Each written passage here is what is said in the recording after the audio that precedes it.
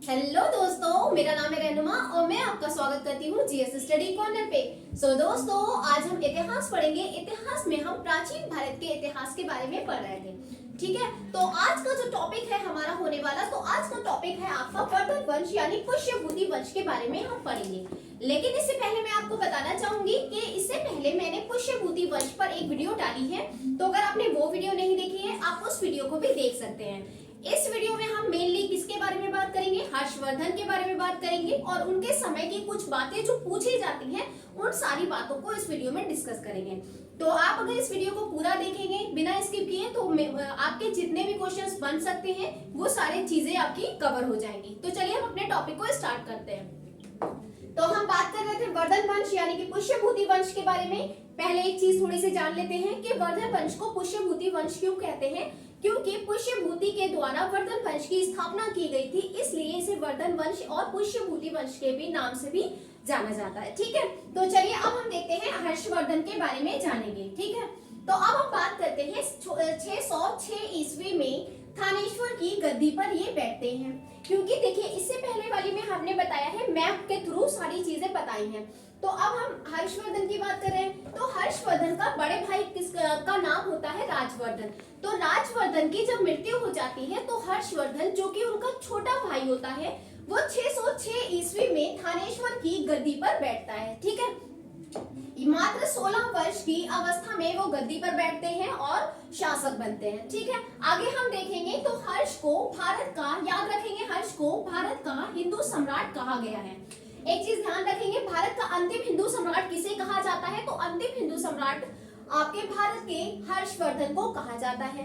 देखिए दोनों इसके ये कुछ लोगों का कहना है कि जो भारत का अंतिम हिंदू सम्राट कहा जाता है, इसका मतलब ये बिल्कुल नहीं था कि हर्षवर्धन जो था एक कट्टर हिंदू था। तो ऐसा कुछ नहीं था, कुछ भी ऐसा नहीं था कि वो कट्टर शासक था। ना वो कट्टर शासक था और ना ही वो ज्यादा मोस्टली क्या है हिंदुओं को प्रेरित करता था आगे के लिए। तो इन सारी चीजों को ऐसा नहीं था और ना ही इसके बाद हिंदू सम्राट जो थे और जो हिंदू राजा आए वो खत्म हो गए थे, नहीं खत्म हुए थे। उसके बाद भी बहुत सारे हिंदू शासक आएंगे, लेकिन फिर भी क्या कहा जाता है, हर्षवर्धन को भारत का अंतिम हिंदू सम्राट के रूप में जाना जाता है। ठीक है, चलिए आगे देखेंगे हम। शीलादित्य के नाम से भी जाना जाता है। हर्षवर्धन को और किस नाम से जाना जाता है? तो शीलादित्य के नाम से भी जाना जाता है। ठीक है, आगे हम देखेंगे परम भट्टारक नरेश की उपाधि ली थी।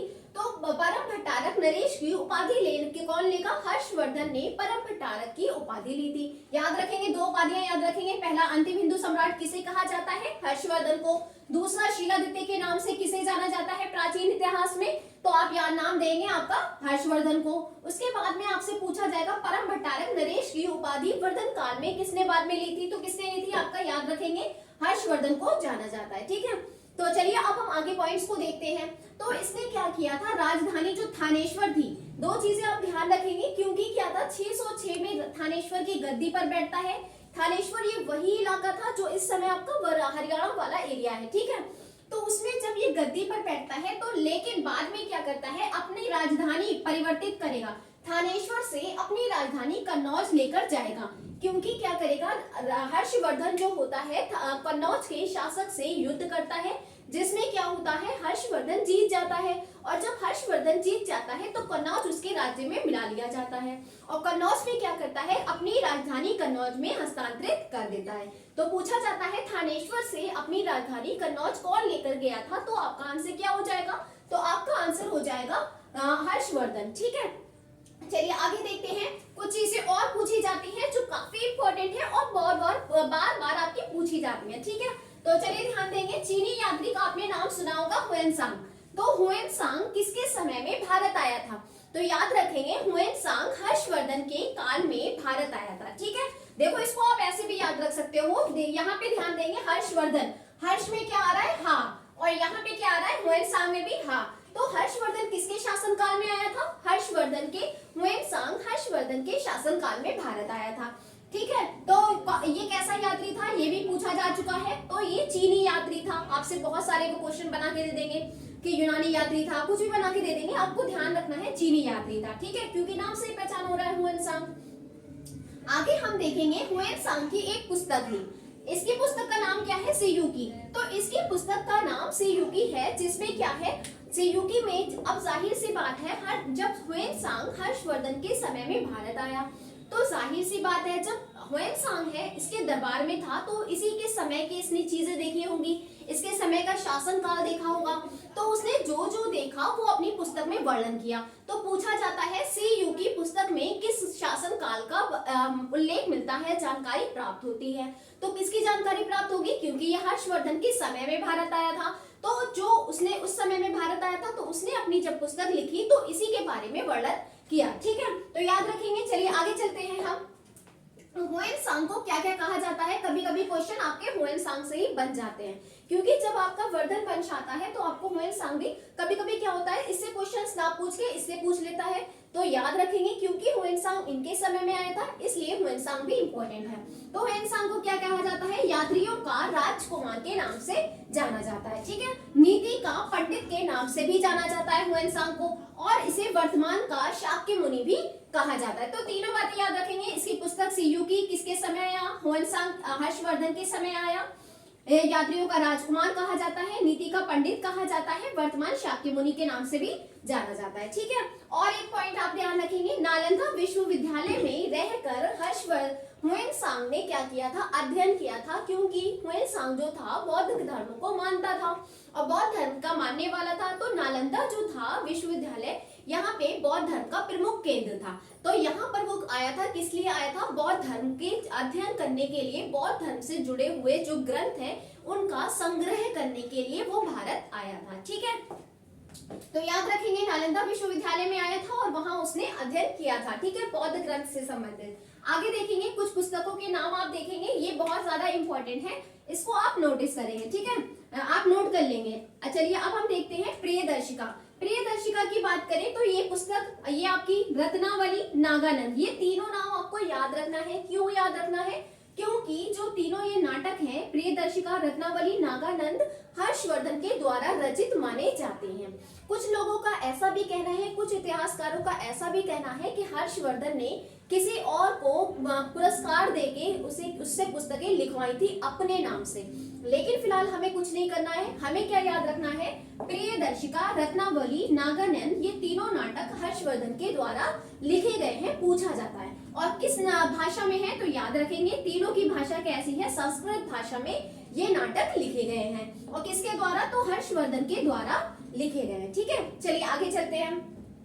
तो याद रखेंगे, प्रधान आपसे पूछा जाता है हर्षवर्धन आपके वर्धन काल में प्रमुख शिक्षा का केंद्र क्या रहा, तो प्रमुख शिक्षा केंद्र क्या रहा, तो आपको याद रखना है नालंदा विश्वविद्यालय, जो आपका महाविहार यानी महायान जो शाखा थी बौद्ध धर्म की, उससे संबंधित था और यहाँ पे बौद्ध धर्म का शिक्षा दी जाती थी। ठीक है, बौद्ध धर्म की शिक्षा के लिए प्रधान था ये, और प्रधान शिक्षा केंद्र किसके समय का था, तो आपका क्या हो जाएगा, वर्धन वंश के समय में भी शिक्षा का केंद्र महत्वपूर्ण कौन सा था, नालंदा विश्वविद्यालय था। ठीक है, अब आगे देखेंगे हम कुछ और इम्पोर्टेंट चीजें हैं। आपने नाम सुना होगा पुलकेशिन द्वितीय का, क्योंकि पुलकेशिन द्वितीय का नाम आपने ऐसे सुना होगा, आपने सुना होगा ऐहोल अभिलेख का। तो ऐहोल अभिलेख से की जो संबंधित है वो किससे जुड़ा हुआ है, तो याद रखेंगे ऐहोल अभिलेख पुलकेशिन द्वितीय से संबंधित है। तो आगे देखेंगे हम, पुलकेशिन द्वितीय और हर्षवर्धन में क्या होता है, एक युद्ध होता है जिसमें कौन हार जाता है, तो पुलकेशिन द्वितीय और हर्षवर्धन के बीच एक मध्य युद्ध होता है, क्योंकि आप जानते हैं पुलकेशिन द्वितीय क्या था, आपका दक्षिण भारत में था। ठीक है, तो पुलकेशिन द्वितीय और हर्षवर्धन के मध्य युद्ध होता है जिसमें कौन हार जाता है, हर्षवर्धन की हार हो जाती है। हर्षवर्धन की क्या हो जाती है, हार हो जाती है, और जीत किसकी हो जाती है, पुलकेशिन द्वितीय की। तो इस बारे में जानकारी हमें कहाँ से मिलती है कि पुलकेशिन द्वितीय की जीत होती है और हर्षवर्धन हार जाता है, ऐसी जानकारी हमें कहाँ प्राप्त होती है, तो याद रखिएगा युद्ध में हर्षवर्धन हार जाता है और इसका उल्लेख यानी इसकी जानकारी आपको ऐहोल अभिलेख से मिलती है। ठीक है, तो किससे मिलती है, ऐहोल अभिलेख से मिलती है। जीत का वर्णन किसका मिलता है, पुलकेशिन द्वितीय का। हारता कौन है, तो हर्षवर्धन इसमें हार जाता है। ठीक है, आगे चलेंगे। अगर बात करें हर्ष के समय, तो हर्ष के समय में कुछ चीजें पूछी जाती है, जैसे कि आपने सुना होगा, आपने अगर छोटे 4th 5th 6th में ये एक स्टोरी हुआ करती थी, आपने शायद पहले पढ़ी हो। तो हर्ष के समय में क्या था, प्रति 5वें वर्ष क्या करते थे, हर्षवर्धन प्रयाग में एक समारोह आयोजित किया करते थे और जिसमें वो क्या करते थे, बहुत बड़ा दान दिया करते थे, यहाँ तक कि अपने वस्त्र भी दे दिया करते थे, ऐसा कहा जाता है। तो क्या चीज पूछी जा रही है यहाँ पे, हर्ष के समय में पृथ्वी 5वें वर्ष, कौन से वर्ष याद रखेंगे, पृथ्वी 5वें वर्ष कहां पर होता था, प्रयाग में। प्रयाग जो आपका इलाहाबाद वाला एरिया था।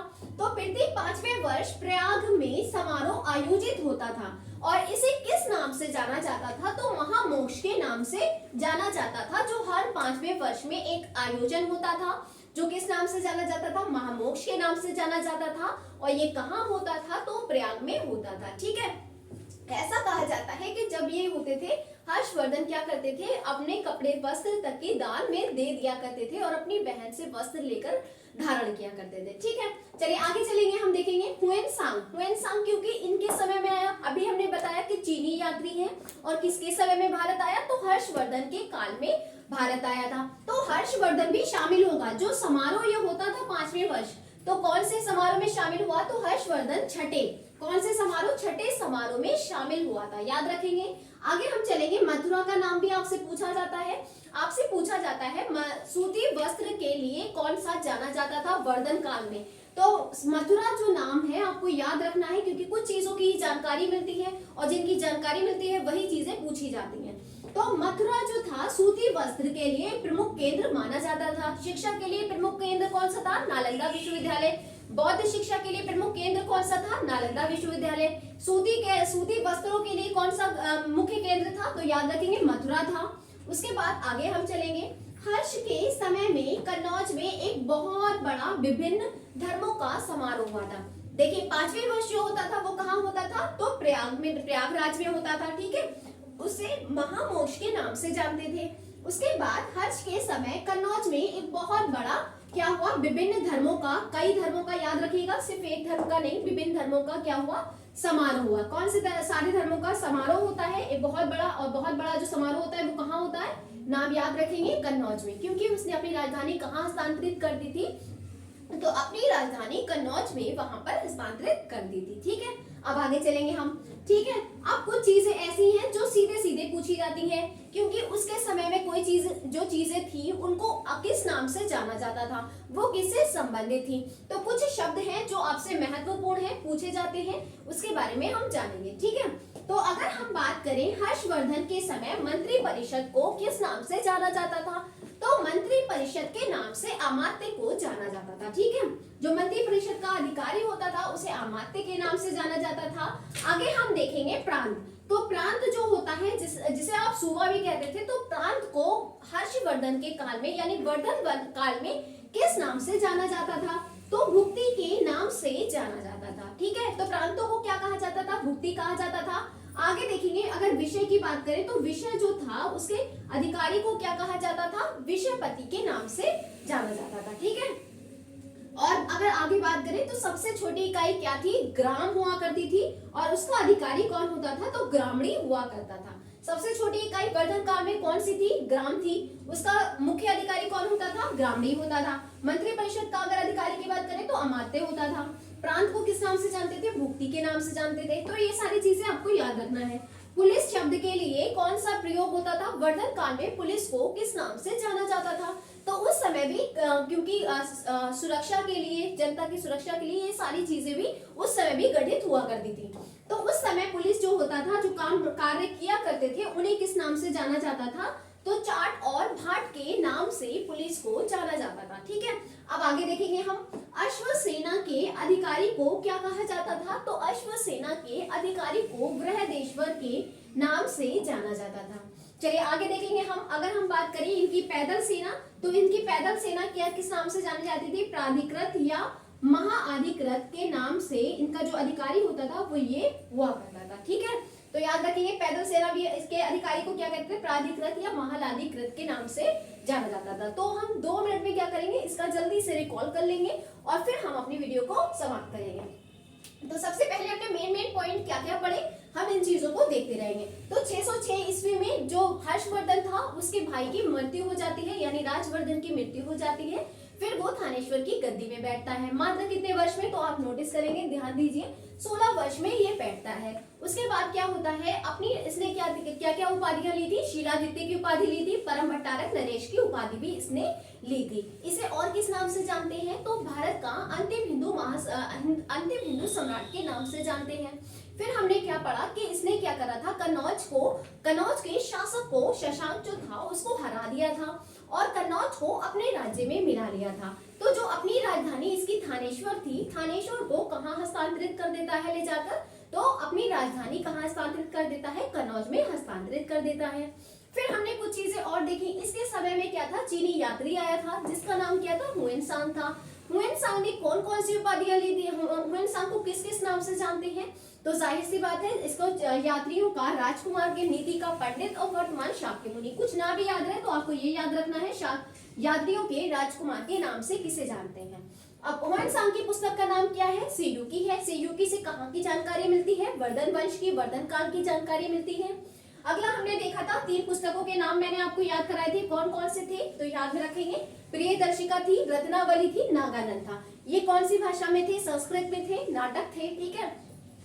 प्रमुख शिक्षा का केंद्र नालंदा विश्वविद्यालय, प्रमुख सूती वस्त्रों का केंद्र मथुरा हो जाएगा। प्रति 5 वर्ष कौन सा होता था, एक समारोह होता था जिसे किस नाम से जानते थे, महामोक्ष के नाम से जानते थे, और वो कहाँ था, प्रयाग में था। उसके बाद एक बहुत बड़ा समारोह कराया गया था इसके समय में, वो कहाँ हुआ था, तो कन्नौज में हुआ था।